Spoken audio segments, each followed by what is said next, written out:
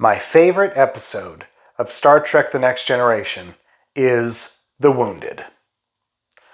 I love The Wounded. I love everything about it. Every moment is great. I'm not a fish. It's the first episode with the Cardassians. The Wounded is an episode that focuses primarily on Miles O'Brien. First, he was married in Data's day.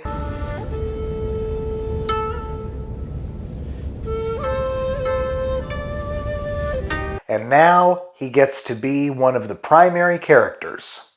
The episode opens with O'Brien and Keiko, and this is very important that it starts with O'Brien in this way, because they're trying to show us who O'Brien is now. O'Brien is someone who spends time with his wife. He is a technician in the transporter room. O'Brien has fun in 10 Forward with his friends. He's not the kind of person that he was during the Cardassian War. At the beginning, the Cardassians just attack the Enterprise, and Picard wants to know what's going on. So he contacts Starfleet and learns that Captain Benjamin Maxwell has taken the USS Phoenix behind Cardassian lines and has been staging strikes against the Cardassian Union. Now, Picard's job in this episode is to keep the peace by whatever means necessary. You must preserve the peace. Even if that means destroying the Phoenix. Now, the symbolism in this episode is great. The Phoenix rising from the ashes. Benjamin Maxwell is resurrecting the conflict between the Federation and the Cardassians in this episode.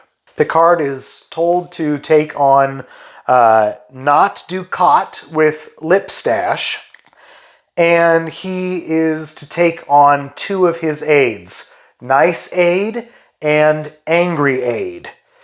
Now, Picard recognizes that people might feel uneasy with Cardassians on board. Counselor, I want you to stay as close to the crew as possible. Some of them may feel uncomfortable with Cardassians on board. I don't want any incidents. This is something we haven't really seen. There isn't too much war in Star Trek The Next Generation. Deep Space Nine, in the middle of the show, is going to litter us with conflicts between the Federation and the Dominion, Federation and the Klingons, but up until this point, the only real conflicts the Federation have ever had are with the Cardassians and the Zenkethi. I haven't been in this area since the last Federation-Zenkethi war. Being here brings back a lot of memories, most of them bad. He also wants to know if there's anybody on the Enterprise who served under Benjamin Maxwell, and Data points out that Chief O'Brien did.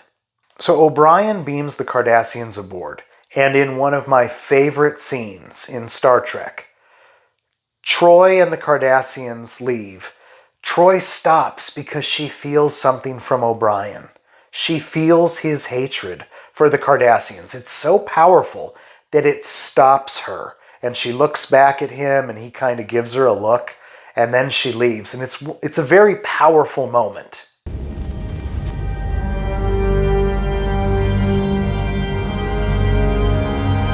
O'Brien yells at Non-Ducat in the observation lounge. Captain Maxwell would never... And he winds up in the turbo lift and yells at the Cardassians there. But who I choose to spend my free time with, that's my business. And Picard is not willing to give the Cardassians the transponder frequency. Eventually, he's going to give them the prefix codes. Sir, they will be able to dismantle its shields. The Phoenix will not have a chance. But it doesn't matter. The Phoenix is too powerful. He has destroyed our warship. A little bit into the episode, O'Brien starts singing a song about glory and death and war. The minstrel boy to the war is gone. In the ranks of death you will find him. A bunch of us used to sing it together on the Rutledge. Because the Cardassians are aboard, O'Brien's thinking about the good old days aboard the Rutledge. Sitting with the staff this morning, I could tell there were people in that room who still don't like the Cardassians.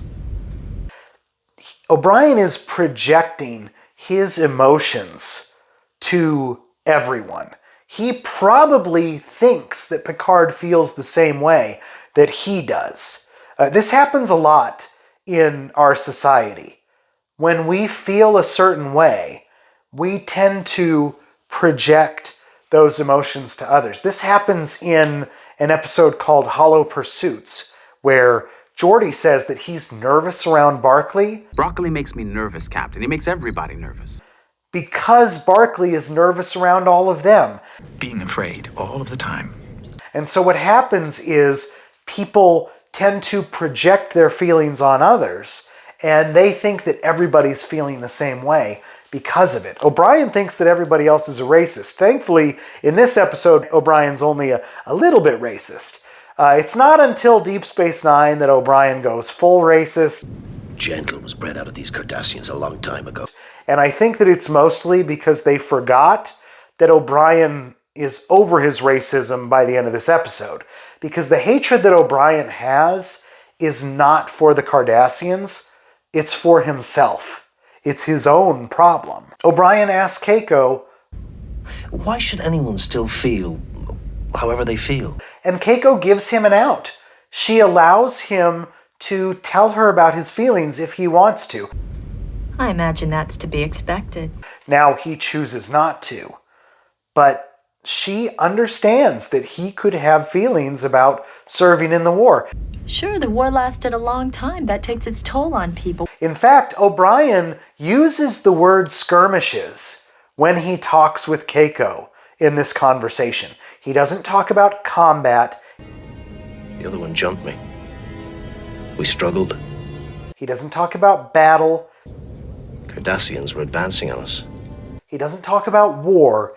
Moving through the streets, destroying, killing. He says skirmishes.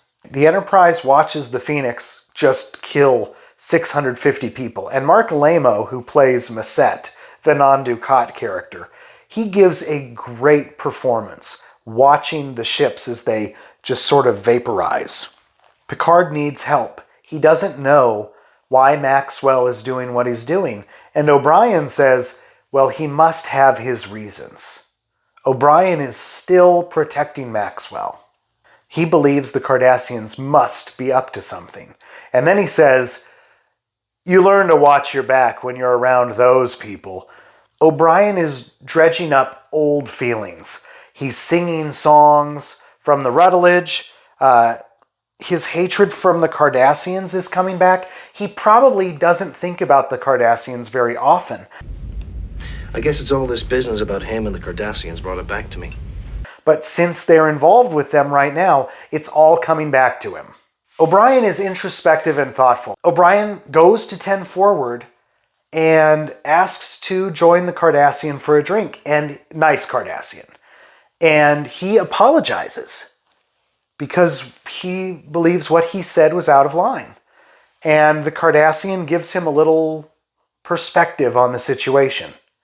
And O'Brien says, I didn't think about that. I never really thought of you Cardassians as people, and so I wouldn't think that you would feel that you would ever want to be at home. O'Brien tells a great story. One of the women threw me a phaser, and I fired. The man just incinerated there before my eyes. And it's a story that unfortunately drives him to drink while he's telling it.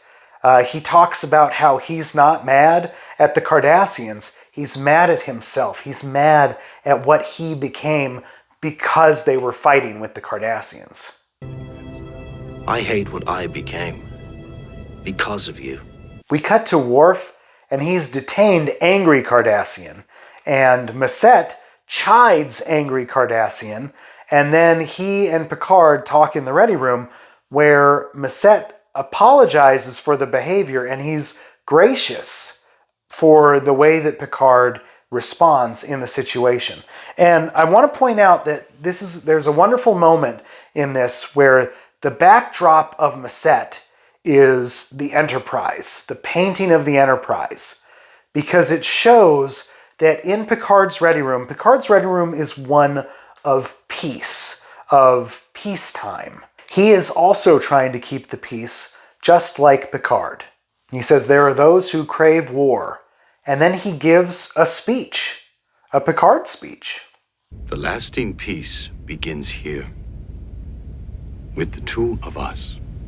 So the Enterprise catches up with the Phoenix, and the Phoenix is the first Nebula-class ship we get to see, and the Nebula-class ship is my favorite ship in Star Trek The Next Generation.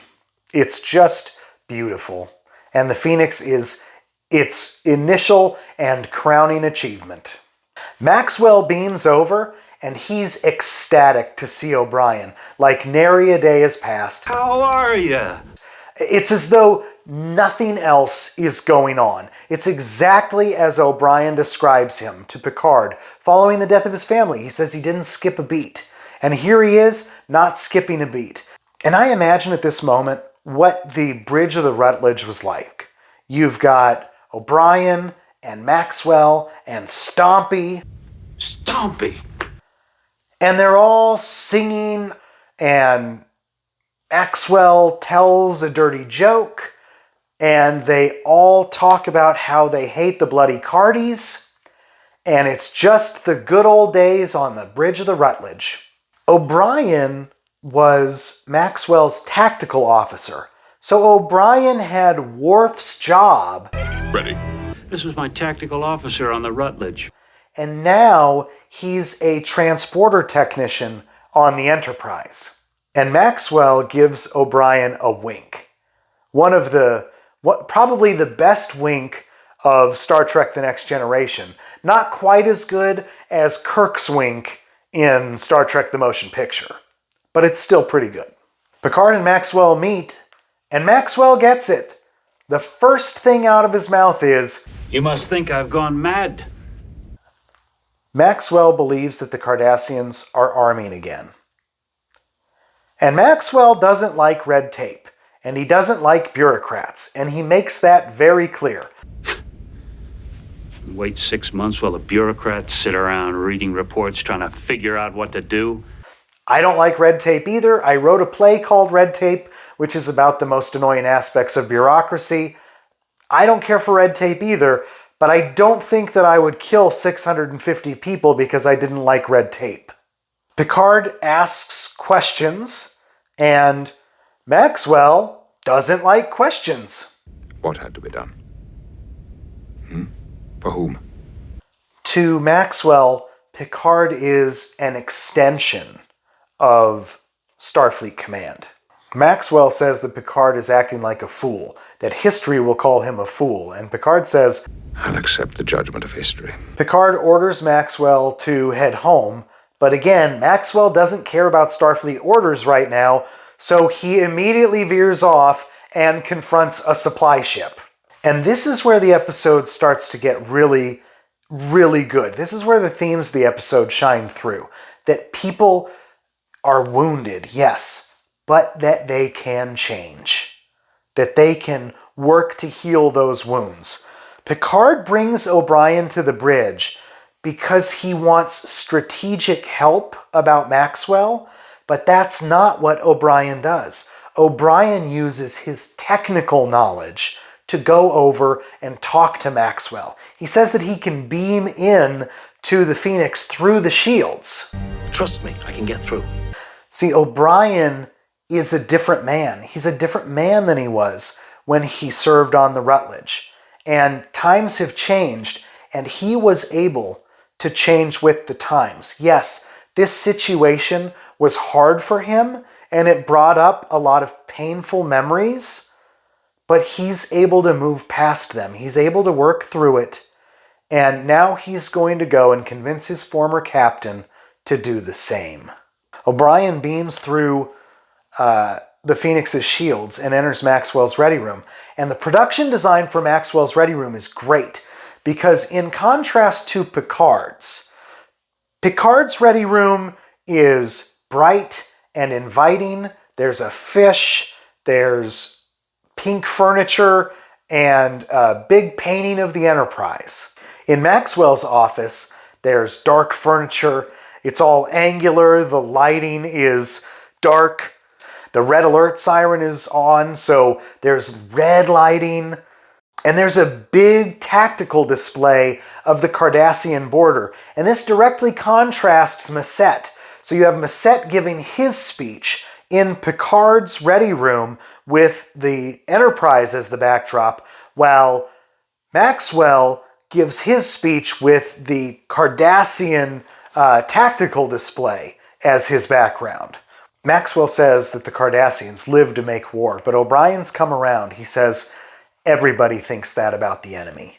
O'Brien has taken that step. His racism is over. Yes, it's going to come back on Star Trek Deep Space Nine.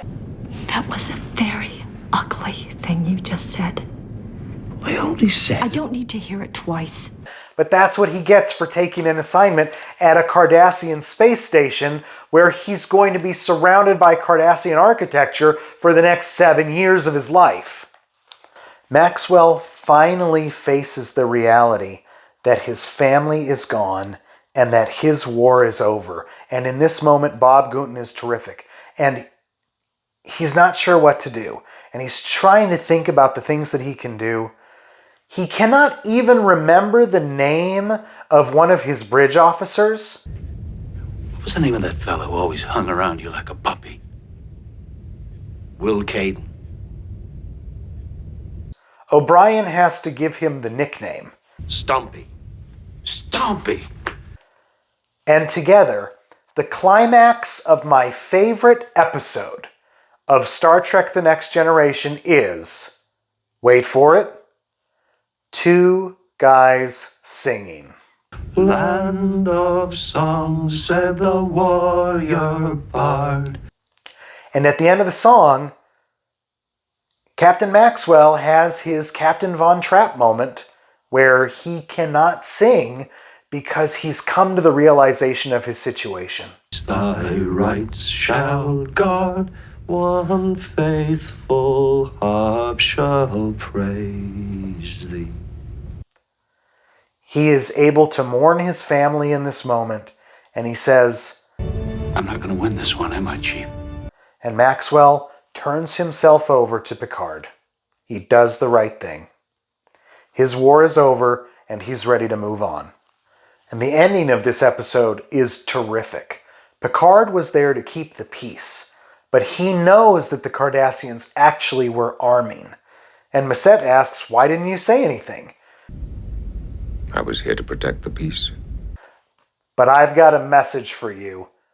Tell the Cardassians. We'll be watching. And in the most awesome Picard moment, he just finishes his speech and swivels his chair. He doesn't even say another word to Macette. Macette knows that it's time to leave, and that's the end of The Wounded. My favorite episode of Star Trek The Next Generation is Unnatural Selection. His father's sword he hath girded on, and his wild heart slung behind him.